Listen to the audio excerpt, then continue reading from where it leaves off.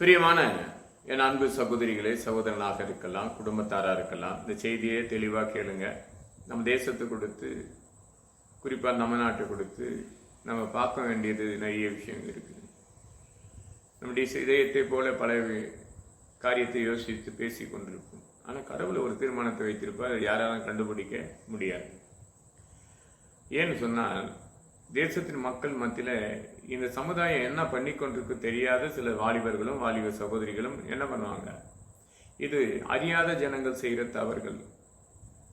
கடவுள் நிர்ணயத்தை மாற்றி தன்னை நிர்ணயித்தி நம்ம செய்கிற வேலை நிமித்தமாக, நம்ம செய்கிற காரியத்தின் நிமித்தமாக இவைகள்லாம் நடக்குதுன்னு கூட சிலர் நினைப்பாங்க. அது கிடையாதுங்க, அது உண்மையே கிடையாது, அது சத்தியமும் கிடையாது. கடவுள் ஏதாவது நிர்ணயித்து வச்சிருப்பார் இல்லையா? மனிதனுடைய இதயத்தில் எண்ணங்கள் அநேகம். அது நீதிமொழி புத்தகம் 19ஆம் அதிகாரம் 21 படிக்கும் போது, மனிதனுடைய இதயத்தில் எண்ணங்கள் கர்த்தருடைய யோசனத்தை நிலைத்திருக்கும். இது இன்னும் நீதிமொழி புத்தகத்துல நிறைய வசனங்கள் உண்டு, அங்கங்க இருக்கும் அந்த மனுஷனுடைய இதயங்கள் என்னவா இருக்குதுன்னு. அப்போ இந்த இதயத்துல எண்ணங்கள் அநேக வரக்கூடிய சூழ்நிலை வந்தாலும் தேவன் எதை நிலைத்து நிற்பாரோ அதுதான் நடந்து முடிக்கும் என்று தெரியாது நிறைய பேருக்கு. ஒரு சிலர் சொல்லுவாங்க, எங்களை நிமித்தமாக தான் இந்த அளவுக்கு மாறப்பட்ட இந்த பகுதி இப்படி மாற்றணும், நாங்கள் இந்த பகுதிக்கு இந்த வேலை செய்யணும். இல்லைங்க, உங்கள் சிந்தனைகளே தேவன் மாற்றி அமைச்சிருக்கேன். நல்லா தெரியுங்க, நீங்கள் வாலிபர்களாக இருக்க, வாலிப சகோதரியாக இருக்கலாம். உங்களுடைய சிந்தனைகள் மாற்றக்கூடிய சூழ்நிலை தெரியுங்களா, உங்களுக்கு தெரிய கண்டுபிடிக்க முடியாது. அதுதான் மனிதன் இதயத்தில் எண்ணங்கள் அநேகம் கர்த்தருடைய யோசனை நிலைத்திருக்குன்னு சொல்லி தெளிவாக திட்டமாக நீதிமொழி 19:21 படிக்கிறோம். அப்போ மனிதன் என்னவா இருக்க, இன்னைக்கு யூடியூப் மூலியமாக ஒரு பேசி கொண்டிருந்தார். நம்ம பார்த்தோன்னா எங்கள் ஏரியாவில் வடச்சென்னையில் ஒரு கான பாடகர் மதுபானத்தை கொடுத்து ஒரு பாடல் பாட்டியிருந்தார். மனம் திரும்ப கொடுத்து ஒரு பாடல். அதை நான் கேட்டுக்கொண்டு இருந்தேன். கரண்ட்டு கிடையாது, ஒரு 3 மணி நேரம் கரண்ட்டு கிடையாது. அது கேட்டுக்கும் போது, அந்த பாட்டை கேட்கும் போது அடுத்தது முடிஞ்சதுமே வேற ஒரு செய்தி மாரி ஒரு ஐயா வாலிபர், ஒரு 40 வயசு இருக்கும், அவர் பேசிக்கொண்டு அவரை உத்து பார்த்தா அப்படியே அவர் திருவள்ளூர் மாவட்டத்திலேருந்து முழுமையாக அட்டன் பண்ணி சென்னை வரைக்கும் பேசுகிற மாதிரி பேசுகிறாரு. அவர் நான் என்ன எதையோ பேசுகிறாருன்னு நினச்சிட்டு இருந்தேன். ஆனால் உண்மையாக பார்த்தோன்னா ஆவடி பகுதியில் இருக்க ஒரு போதகரை கொடுத்து பேச ஆரம்பித்தார். நான் என்ன ஏன் அவர் பேசுகிறேன், ஏன்னால் கடந்த மாதத்தில் அது பேசும்போது அந்த செய்தி நான் கூட கேட்டேன். எனக்கு அது கஷ்டமாக போச்சு. நமக்கு அது தேவையில்லாத வேலை இல்லையா? இன்னார் வருவார் என்று சொல்லக்கூடிய அதிகாரம் கடவுள் எடுத்தாங்க, நம்மக்கிட்ட கிடையாது. அதுதான் சொன்னேன், மனிதன் இதயத்தில் எண்ணங்கள் அநேகம் கர்த்தருடைய யோசனை நிலைத்திருக்கும். அவர் என்ன பண்ணார், அநேக ஜனங்களை எழுப்பி நிற்க வச்சு இவர் தான் வருவார் என்று முன்குறித்து ஒரு குறிப்பிட்ட பேரை சொன்ன நிமித்தமாக அவர் எந்த மனிதன், எப்படியாப்பட்ட மனிதன் என்று மற்றவங்களை கொடுத்து சாட்சி சொல்ல நம்பியார். நல்லா பாருங்க, நியாய புத்தகத்தில் சில வசனம் இருக்கும், பிரசங்கில ஒரு வசனம் இருக்கும். அப்போ என்ன காரியத்துக்காக சில குற்றங்கள் கேட்கப்படும், உங்களை யாருங்க? அப்போ யோவான் புத்தகத்தை ஒரு வசனம் இருக்குங்க, 8ஆம் அதிகாரம் 7ஆம் வசனம் படிக்கப்படும் போது, ஒரு சகோதரியை குற்றப்படுத்த அநேகர் கடந்து வரும்போது உங்களில் யார் பரிசுத்தமாக கல்லேறி என்று சொன்னால் எல்லாரும் விட்டுட்டு போயிடறாங்க. அப்போ நம்ம யாரும் இந்த ஸ்டேஜில் நம்ம ஏறணும், நம்ம பைபிள் ஸ்டேஜில் ஏறணும்னு சொன்னாலுமே இந்த இருபுறம் கருக்குள்ள பட்டயத்தை பிரசங்கம் பண்ணும் போது ஒரு குறிப்பிட்ட ஆட்கள் ராஜாவாக என்று தீர்மானிக்க முடியாது. அப்போ அவர் மட்டும் என்ன பண்ணிட்டார், எல்லாரும் நிற்க வச்சு ஒரு பெரிய ஒரு பிரசங்கம் பண்ணார், ஜெபம் பண்ண ஆரம்பிச்சார். இன்னொரு பக்கத்தில் பார்த்தீங்கன்னா சென்னையிலேயே வேறு ஒரு ஊழியக்கார் நிற்க வச்சு வேறு ஒரு மனிதரை, இவர் எந்த மனிதனை கடினப்படுத்தி பேசினாரோ அந்த மனிதனை, அந்த ஊழியக்கார் எனக்கு தெரிஞ்சு நான் 28 வருஷத்துக்கு முன்னாடி தெரியும். அவர் நல்ல ஒரு பிரசங்கி. அவர் சொல்றாரு, ஐயா நீங்க கண்டிப்பா வரீங்க, என்னை கடவுள் வெளிப்படுத்துறாரு. அதற்காக அவர் நல்லவரும் கிடையாது, இவரும் கெட்டவரும் கிடையாது. தேவன் என்ன சொல்லுகிறான்றதை விட்டுட்டு வேற எதனா ஒரு வேலைக்கு போனோம்னா அவமானதான் நமக்கு வரும். அப்போ நிறைய ஊழியக்காரங்களை பார்த்தங்க, கூட்டம் கூடி நாங்கள் இப்படி இருக்கணும் அப்படி இருக்குன்னு தீர்மானிக்கும் போது, நான் கடந்த 9ஆம் தேதி கூட இந்த செய்தி யோகல் 2:21 பற்றி ஒரு செய்தி எடுக்கும்போது தேசத்தை மட்டும் மன்றாட சொன்னேன். அப்போ எஸ்தர் ராஜ்யத்தை கொடுத்து ஒரு செய்தி எடுத்திருந்தேன். எஸ்தர் ராஜ்யத்தின் நாட்டு மக்கள் மேலே இருந்த கருணையை தவிர வேற எதுவுமே பேசலை. 9ஆம் அதிகாரம் எஸ்தர் புத்தகத்தை 8ஆம் அதிகாரம் 6ஆம் வசனம் படிக்கும் போது தேசத்துக்காக தான் மன்றாடு, தேசத்துக்காக தான் 3 நாள் உபவாசம், தேசத்துக்காக தான் கணவருடைய மன்றாட்டு. அப்போ இத்தனையும் நடந்து இவ்வளோ வேதத்தில் படிச்சவங்க நம்மள என்ன பண்ணுறோம், மக்களை எழுப்பி இதுக்காக ஜெபம் பண்ணுங்க, இனி ஜெபிச்சிங்கன்னா அவர் எழுமிடுவார், அவர் முதலமைச்சர் ஆவார்னு சொல்கிற அதிகாரம் நமக்கு கிடையாது. ராஜாக்களை தள்ளி ராஜாக்கள் ஏற்படுத்துன்னு ஆண்டவர் சொல்லி வச்சிருக்காரு. இங்கே ஒரு மாசத்துக்கு ஒரு செய்தி, மறு மாசத்துக்கு ஒரு செய்தி வரணுக்கு எரேமியால ஒரு வசனம் படிக்கிற பாருங்க. 51ஆம் அதிகாரம் 46ஆம் வசனம் ரொம்ப நல்லா இருக்கும். அந்த வசனம் படிங்க, கர்த்தர் உங்களை ஆசீர்வதிப்பாரா.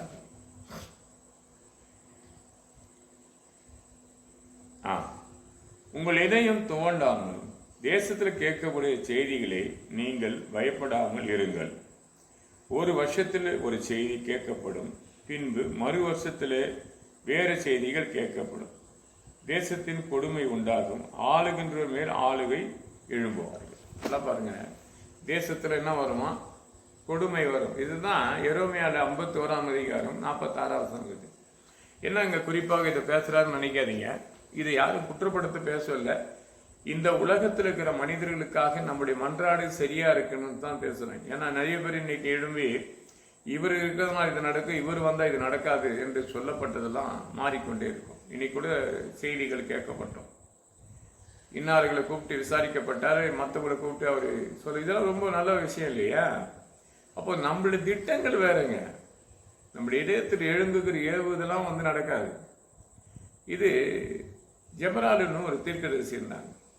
அந்த தீர்க்கதரிசியை கொடுத்து ஒரு வரலாறு காண முடியாத ஒரு செய்திகளை மட்டும் எப்பவுமே நான் பிரசங்கிப்பேன். 4ஆம் அதிகாரத்தில் ஒரு நல்ல ஒரு பேச்சு மதத்துக்கு கீழே குடியிருந்து தீர்க்கதரிசனம் உரையப்பட்டு நடக்கும்போது ஒரு தேசத்துக்கு கடந்து போகும்போது ஒரு வாலிபரை கூப்பிட்டு போகலாமா, நீங்கள் வந்தால் தான் நான் போவேன் அப்படின்னு அவர் சொல்லுவார். அதற்கு அவங்க சொல்லுவாங்க, அந்த ஜெபராலு, உன்னை கொண்டு அல்ல ஒரு பெண்ணை கொண்டு தான் செய்வார்னு 9ஆம் வசனத்தை படிக்கும் போது ஒரு பெண்ணை கொண்டு ஒரு ஆணி எடுத்து அடிச்சு என்ன பண்றாங்க, எதிராளியை காலி பண்ணிட்டாங்க. அப்போ அவங்க சொல்லப்பட்ட வார்த்தை அங்கே நடக்குது. அப்போ பலசாலியாக இருந்த அந்த மனிதனுடைய வார்த்தையை நிலைக்கல, அவன் காரியம் வாய்க்கல. அப்போ மனிதனுடைய எண்ணங்கள் வேற, கர்த்தருடைய யோசனைகள் வேற. அப்போ தீர்மானித்திருக்கிற விஷயம் சில தீர்க்கதரிசனம் உரையப்பட்டு நடக்கும். சிலர்லாம் தீர்க்கதரிசன்ற பேர்ல நான் கடந்த நாட்களில் கூட விசுவாச ஓட்டத்தை பற்றி உங்களுக்கு செய்திகள் அனுப்பியிருந்தேன். அப்போ என் நாமத்தில் எதை கேட்டாலும் அதை செய்வேன் என்று சொல்றாருன்னா கேளுங்க. நீங்க கேட்டால் நீங்களும் என்ன பண்ணுவீங்க? அதிகாரபூர்வமா ஜெபிக்க முடியும், வெற்றி காண முடியும். தோல்வி கிடையாது. எப்பவுமே தாமதிக்க அவனை போய் சொல்லாது. அப்போ ஆண்டவராக இயேசு கிறிஸ்து தேசத்துக்கு கொடுத்து ஒரு மன்றாட்டை கேட்கும் போது மனிதர் நாவிலிருந்து பிரயோகப்பட்ட எத்தனை வாலிபர்களும் வாலிப சகோதரிகள் என்ன பண்ணாங்க? ஒரு வித்தியாசமான செயலை பார்த்தோம். இப்போ இவங்க சொல்லுவாங்க இல்லையா, அவங்க பெற்றவங்களாம் இப்போ பெருமையாக சொல்ல, என் மகன் பார்த்தீங்கன்னா இதுக்காக ரொம்ப ஓடினா, இதுக்காக ரொம்ப பிரயாசப்பட்டான், கடவுள் பார்த்தியா அப்படி பண்ணிட்டாரு, மகன் அப்படிலாம் இருந்தான்ட்டு மகளை கொடுத்தோ குடும்பத்தை கொடுத்தோ கணவரை கொடுத்தோ ஏதோ பேசிக்கொண்டிருப்போம். ஆனாலும் மனிதன் இதயத்துல எண்ணங்கள் என்றது தேவன் ஏற்படுத்துறாரு. அது யாரை நிர்ணயிக்கணும் என்று தீர்மானம் அவர் தான் வைக்க முடியும், மற்றவங்களால எடுக்க முடியாது, பேச முடியாது. அதான் நான் ஏற்கனவே சொன்னேன். நான் உங்களுக்கு நியாயாதிபதி புத்தகத்தை முடிச்ச போது விசாரிப்பு காலம் முடிஞ்ச போது எனக்கு ஒரு ராஜா வேண்டும் என்று கேட்கும் போது கழுதியை தேடி வந்த ஒரு மனிதன், சவுல் என்ற ஒரு மனிதன் என்ன பண்ண, ஒன்னு சாமியாரை பற்றி பாருங்க, ரொம்ப நல்லா இருக்கும்.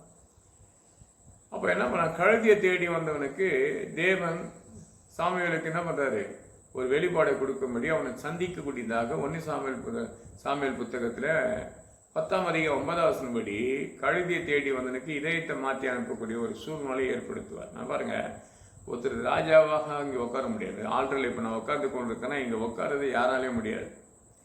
ஈஸ்வர சொல்ல நான் போய் ஏறிடுவேன், ஏற வரைக்கும் உன் இஷ்டம். ஏறின பிற்பாடு இங்கே இதயமே உன் தளத்த போயிடும். டவர் பாயிண்டில் ஏறி வந்து உட்கார முடியாது, போய் சொல்லிட்டு வந்து உட்கார முடியாது.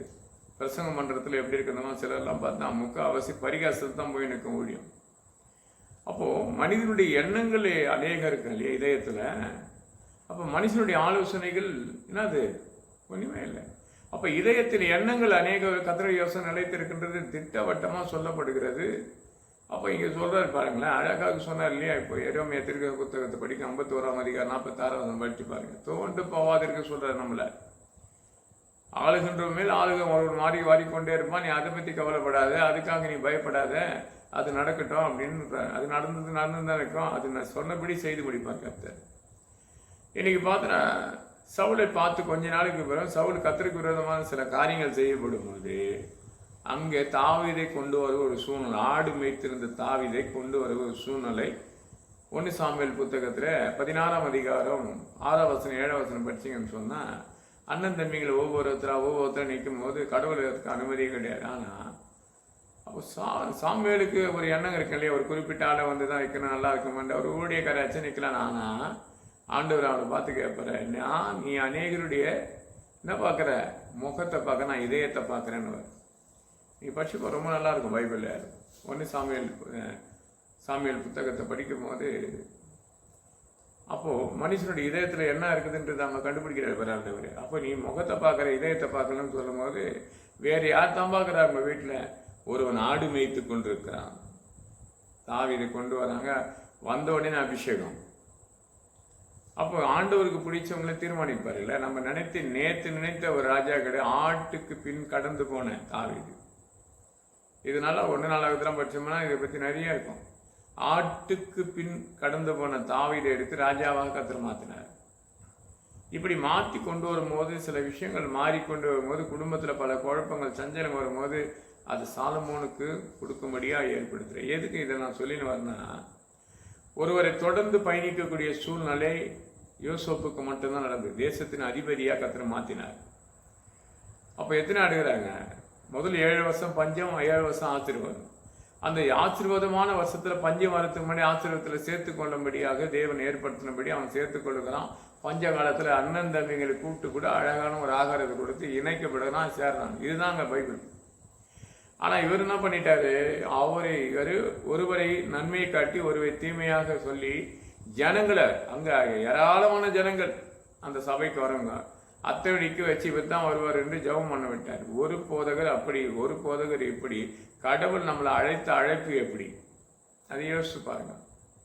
நீங்கள் நிறைய பேர் சொல்லுவாங்க, என் மகளை, என் வாலிபர்கள்லாம் எழும்பி ஓடி இன்னைக்கு எழுப்பிட்டாங்க. இல்லைங்க, எழுப்பக்கூடிய சூழ்நிலை கர்த்தர் எதை திட்டம் வச்சிருக்கிறாரு அதுதான் நடக்கும். ஆடு மேய்த்துன்னு கொண்டு வந்து ராஜாவா மாத்தன்றதுக்கு என்ன சொல்லுங்க? அபிஷேகம் பெற்றான். 1 சாமுவேல் புத்தகத்தை படிக்கப்படும், ரொம்ப நல்லா இருக்கும். அப்போ 1 சாமுவேல் புத்தகத்தை 17ஆம் அதிகாரம் 17ஆம் வசனம் படிக்கும் போது, சகோதரி யுத்தம் பண்ண கடந்து போன, யுத்தத்துக்கு பண்ணுகிற, அதுக்கு காவலாளியா வேலை செய்து கொண்டிருக்கு, ஆகாரம் கொடுக்க போனவனுக்கு இதயத்துல வேற இதயத்தை கொடுத்து அவன் எண்ணங்கள்லாம் மாறி விசுவாச வல்லவராக மாறி கோலியத்தை முறியடிக்கும்படி கர்த்தர் மாத்தினார். எப்போ எந்த சவுளை கொடுத்து என்ன முன்ன தீர்மானித்தாரோ அவன் வாயிலே வந்து, யார் ஒருவன் இந்த கோலியத்தை முறியடிப்பேன், என் மகளை கொடுப்பேன், தேசத்தின் ராஜாவாக மாற்றுவேன் என்று ஏற்கனவே ராஜாவாக மாற்றின நாவிலிருந்து சொல்லும்படியாக வைத்தார். கொஞ்சம் யோசிச்சு பாருங்க.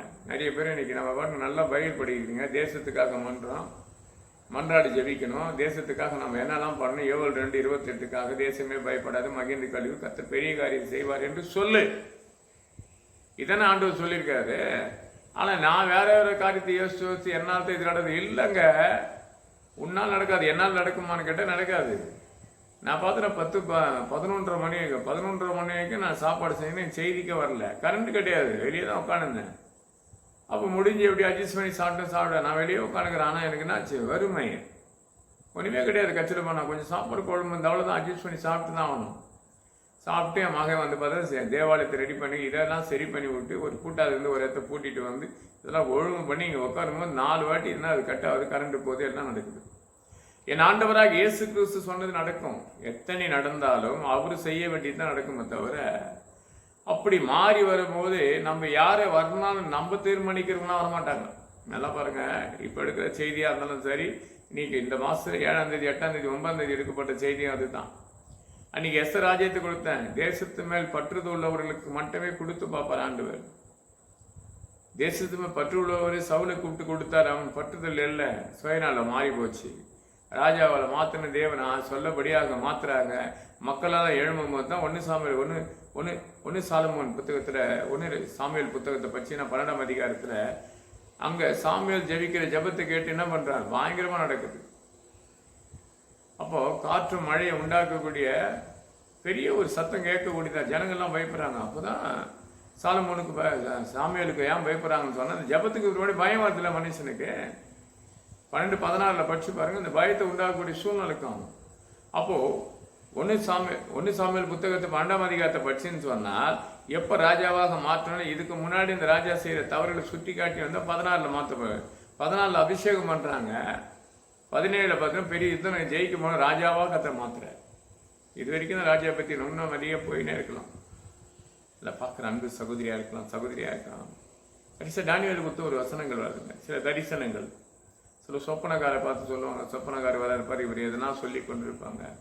நான் எதனா அவர்கிட்ட சில இடத்துல பேசும்போது சொல்லுவேன், அண்ணா அப்படி தான் இல்லையா, அவர் ஏன்னா அவர் நம்ப ஒன்று சொன்னால் அவர் வசனத்தை சொல்லுவார். வசனம் தாங்க வாழ்க்கை. வசனம் இல்லாத இந்த உலகத்தில் ஒன்றுமே கிடையாது. மனிதன் எண்ணங்கள் அறியுங்க, கர்த்தருடைய யோசனை அழைக்கன்னு சொன்னது நானா? வசனம் தான் சொல்லுது. அப்போ ராஜாக்களை தள்ளி ராஜாக்களை ஏற்படுத்துன்னு சொல்லுவதும் யாரே வசனம் தானே. ஒரு நாட்டின் ராஜாவுக்கு ஒரு சொப்பனம் வருது, அந்த சொப்பனத்தின் அர்த்தம் சொல்ல சாஸ்திரியம் ஜோசியர்லாம் கூப்பிட்டு வச்சு பேசுறாரு.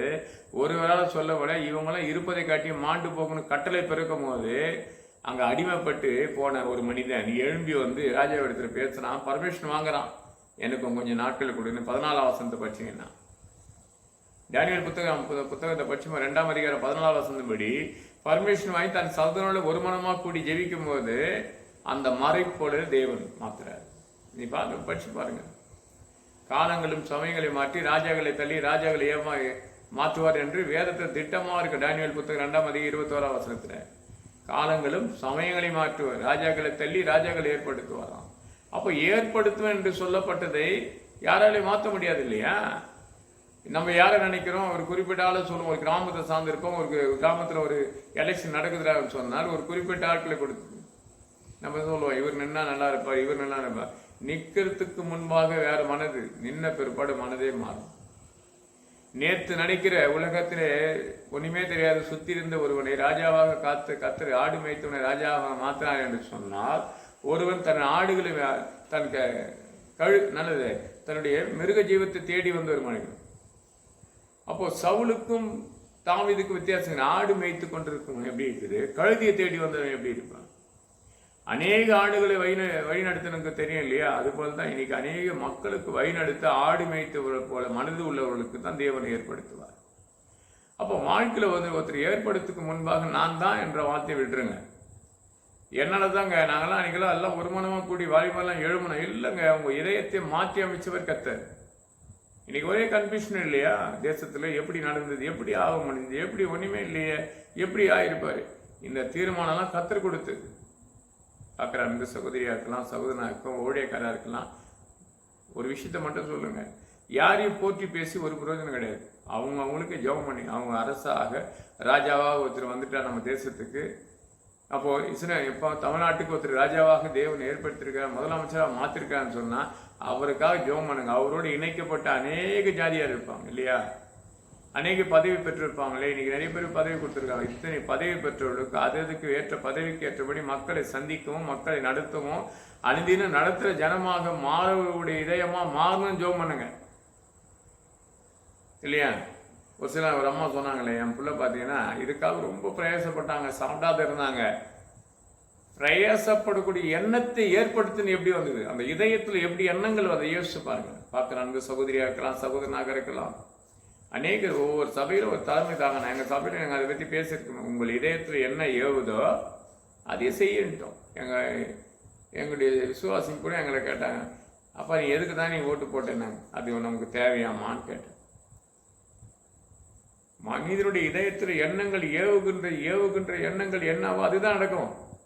அப்போ ஒரே டைம்ல எல்லாருடைய இதயத்தை ஒரே மாதிரி கொண்டு வந்திருக்கிறான்னு சொன்னால் அடுத்தது என்ன தேவன் தீர்மானிக்க போகிறாரு எனக்கு தெரியாது, அதுவும் எனக்கு தெரியாது. டானியேலை பார்த்து கேள்விப்பட்டது என்னடானா, என் சொப்பனத்தின் அர்த்தம் தெரியுமான்னு கேட்கும்போது ராஜாக்களும் ஜோசியக்காரனும் சொல்ல முடியலன்றது கண்டுபிடிச்சாச்சு. இன்னைக்கு நிறைய ஜோசியம் பார்ப்பீங்க, நாள் பார்ப்பீங்க, எல்லாம் பண்ணீங்க. அவங்களால ஒரு விஷயத்தை சொல்லி தீர்க்க முடியாது.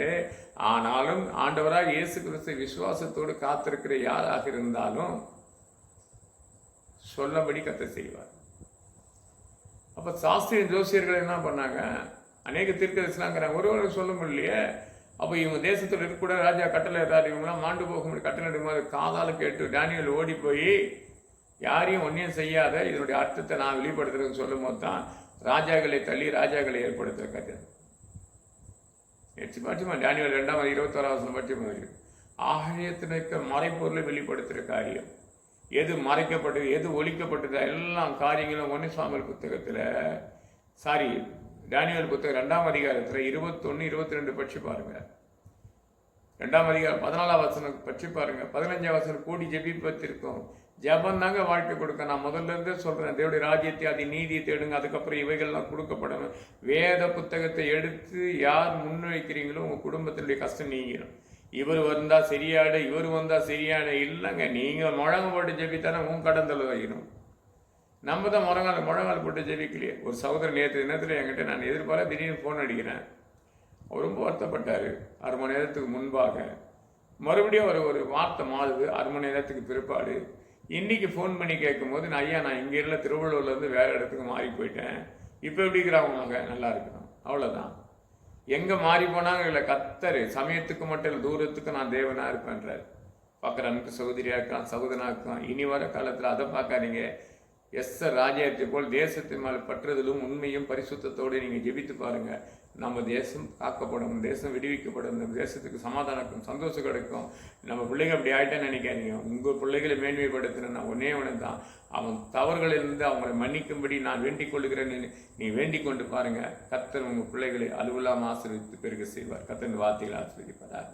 ஜோமல்லாமா என் அன்பால் நேசிக்க நல்ல பிதாவின் கிருபைக்காக ஸ்தோத்திரம், வல்லமைக்காக துதிக்கிறோம். ஒவ்வொரு இதயம் திறக்கப்படட்டும். நாம் முக்கியப்பட்டு பெருக சொல்கிறான். ஆமாம்.